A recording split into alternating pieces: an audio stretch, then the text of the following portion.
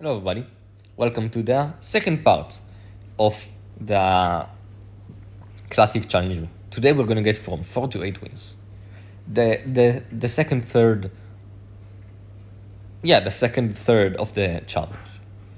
And that part is a little more tricky than the first one. The first one you have to basically play solid and just not be greedy to win the games off the start. And the same goes for this. But here, there is something else that you have to do. You have to be able to, generally play better. What do I mean by that? I cannot just say, play better. Alright, let's end the video here.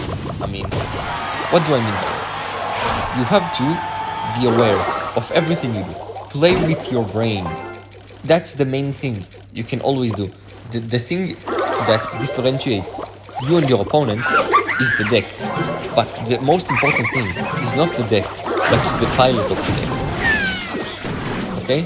As you can see, I took 0 damage and countered, and now I have a bomber pushing into the opposite lane. As well as a drill that I can play now, because he had to counter that. And now I'm gonna take, only the drill can help him, because Also, this guy doesn't play with the drill, he just spams, as you can see. Which is fine by me. And I don't really want to.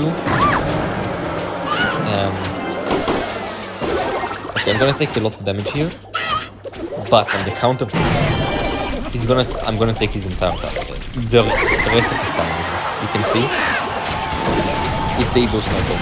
I didn't play the Evo Snowball to save my tower just because look at the amount of damage I can do. That's something you have to know. Sack for attack. Sack and attack. That's something that generally beatdown players should do, but there is a place for it in cycle.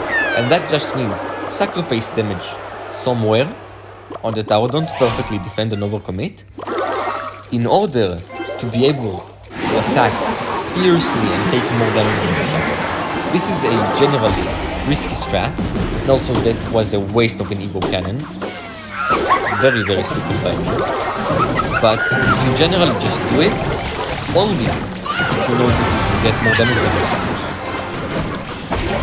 And then I'm also going to cannon up high here, just to make sure I set it and it was a dumb decision because it was such a good tower. But at the same time, it's fine. Now he's going to cycle the witch into that lane. I can almost guarantee it. I'm going to drill just because I really take the death damage. And my hand is kind of awkward for it. And yeah, also something that you can, if you know how to, this is for the more experienced of you. This is something that you should do. It's very hard, but count cycle and count elixir. Those two just will make you have such a big edge on the opponents that it's ridiculous. Because if you know what they do, you know what counters they do, and you know how to counter those counters, and this is what will help you predict with big emphasis on prediction. It's not really a prediction because you just you know what they will, what they have in hand, you know what they have to do. Also, the opponent did not watch my last video where I told him in the solid deck category have a win condition. It's so important. He will just lose because he doesn't have a win condition. I can nearly guarantee it. Look, now the witch is dead. He doesn't really have a way to get damage on the tower, apart from if I make a mistake and let his regular stuff get to me. Also, I'm gonna have to snowball here, which was pretty late, but it's fine. And yeah, he just gave up because he cannot really. So yeah, just play solid defense. This game is defensive. This is the second thing that you have to know as we're getting into the second game here. You definitely don't want to play for offense. Offense in this game is dumb, okay? Because you're offensing into the tower, and that's making it so much easier to just defend. So generally, look, we're both not playing really a lot, I'm just cycling in the back stuff to get some cheap damage, because if I do any more than that, I will get punished and maybe lose my tower. And that's just what you want to do. Just want to play solid defense. And nothing more than that. If you play generally just good, solid, and strong hold of a defense, you will be winning every match. I promise you. Even hard counters. You can generally just win by defending. It's the most important thing. Also, I think I spoke about it like very lightly. I touched on the subject last video, and that is know in which lane to go for. And here I know that it's playing graveyard. So if I will go into the same lane, I know with the drills that he will always counter with a tank or the witch or something, and then he will get a counter push with said counter. And that's not really good for me. So I'm just gonna go into those. Also, this is kind of a stupid poison, which I can do. I know that I can do because I have the evil snowball. And he has, because snowball, no snowball, the poison is my main counter to his grave, which is his win condition. Which is the thing that you should worry about the most, generally, in every match that you do to play. And as you can see, I just poisoned them, and the graveyard is gone. And I just need to be able to counter the witch here, because she's the threatening part of the bush, not the graveyard, don't mistake it. And since she's dead now, we are good to go. And now since we have the evil snowball, we can get unlimited amount of damage. So of bomber with this push just to pressure him to do something stupid. And since he's done that, I can just evil snowball, push everything back, get a stupid amount of damage on the tower, and just like that we're in the lead. And I didn't even have to overcommit or anything. I'm gonna evil cannon here for flowing. I'm gonna poison, and something that you can do, a pro tip against graveyard. It's gonna put something at the bridge. In a little. So I'm just gonna not push anything. You can just bridge block. And like the tower will just go for the graveyard. And just like that, you will like be able to defend the graveyard pretty easily. Also, this offense is gonna be very threatening because it's without any control. So I'm just gonna focus on push. Make sure not to push the witch out of my tower's range. And she dies. I'm gonna just go for this. Make sure, okay, wasted both his graveyard counters. So both his tanks. So we can just, yeah, look at this. Now we cannot physically counter my thing. And I took just like that a lot of damage. I couldn't just spam him. Now I'm gonna poison here. It's a little aggressive play, which is exactly something I told you not to do. But this is something that I wanted to show you. You can just bridge block into his tank. You know that they will get there. And just like that, the graveyard is easily defended. Now I'm gonna, because it's about to hit triple, I'm gonna just double drill, poison, cycle this time. No relent, it's no relent. Like look at this, he can physically do nothing about it. And I would have just thrown, again, a goblin poison. This is something that you need to know. If you can secure the game on the spot, 100% do it.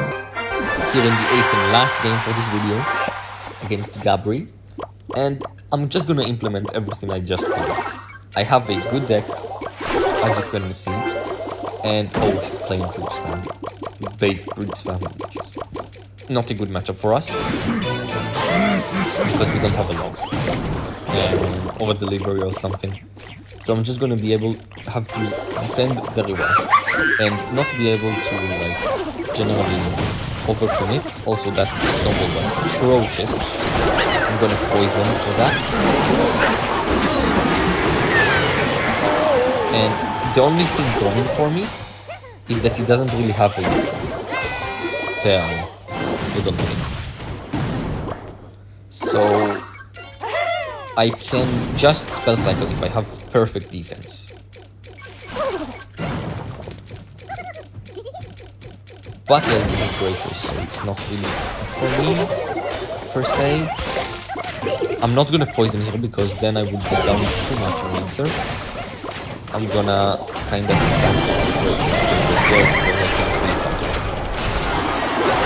I'm gonna poison. You can sack the result along with those 5 spirits. I'm just gonna ice spirit to make sure I can shoot my entire tower. And yeah. You have to know when to sack damage. If I would have not let those breakers go, I would have kind of been screwed. Evo Cannon might do, yeah, it kind of done a lot there. So I'm kind of back in the with good damage, and I'm gonna cycle my bomber into that lane because I kind of needed to defend well. And it's gonna just clog out that lane and make it harder. And now since he Mighty Miner, I'm kinda not good because I need to be able to have a great defense and make my candy stay alive. Because if I don't, it would be very, very hard. As you can see, that cannon countered a ton of stuff. Just like that, again. This, sack those breakers on that. Just generally just try to defend maybe one breaker or just one breaker is good. And I'm not gonna do anything on that front because I'm already kind of in good shape. I'm just gonna make sure I counter. Oh, that front. So I can just go on a offensive. He's gonna Mighty Miner, which is fine. But I'm gonna get damage, which is the main thing. And I'm just defending. I have clinical defense, and I'm not overcommitting. Which is the most important part. If I want to overcommit at any point during this match, I would immediately lose because I would get spammed to death. Just gonna counter the furnace. And as you can see, he gets like positive trades, health, or damage. Like, there is no in between. He either gets that or that. So I need to make sure they get the positive trade whenever I can. And stack the damage plays. And as you can see, I have one poison away. So he will spam everything here. And I already know that, so I just went for that bomb. I'm not even gonna bother with that, I'm just gonna poison. And as you can see, we just got it. If he would have had that work, it would have been infinitely harder, but thankfully it does not. So yeah, we have got to 8. I'll see you guys in the last part of the how to beat the classic challenge guide. Thank you for watching, I'll see you guys in the next one.